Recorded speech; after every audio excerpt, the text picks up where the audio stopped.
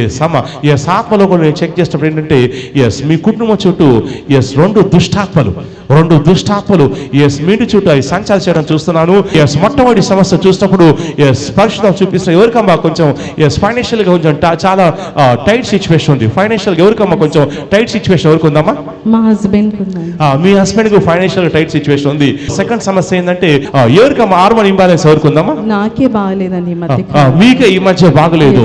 Yes మూడో సమస్య చూసినప్పుడు ఎస్ ఆత్మలో చూసినప్పుడు ఒక ఘట సర్పాన్ని పరిశుద్ధాత్మ చూపిస్తున్నాడు. ఈ ఘట సర్పం ఎస్ తరచు అది మీ ఇంట్లో ప్రవేశించడము ఎస్ అది కలలో కూడా ఎస్ అప్పుడప్పుడు అది కనిపించి ఇలా ప్రత్యక్షమైపోవడం నేను చూస్తున్నాను. ఎస్ కనిపించే ప్రతిసారి కూడా ఎస్ సిక్ అవుతున్నారు. ఎవరికమ్మా ఈ పాము ఎవరు కనిపిస్తుందమ్మా? బాబుకి అండి. అమ్మా మా బాబు, మీ బాబుకు పాము కనబడుతుంది. అవునమ్మా, ఎస్ మీ బాబుకు పాము కనబడుతుంది. ఎస్ నాలుగో సమస్య ఎస్ మైండ్ మీద ఆ దుష్టాత్మ ఎస్ సంథింగ్ ఏదో ఒక యాంటీనా పెట్టడం నేను చూస్తున్నాను. ఎస్ దానివల్ల ఎస్ మైండ్లో ఏదో సంథింగ్ ఏదో ప్రాబ్లం నేను చూస్తున్నాను. ఎస్ సరిగా మెమరీ లాస్, సరిగా గుర్తుండదు.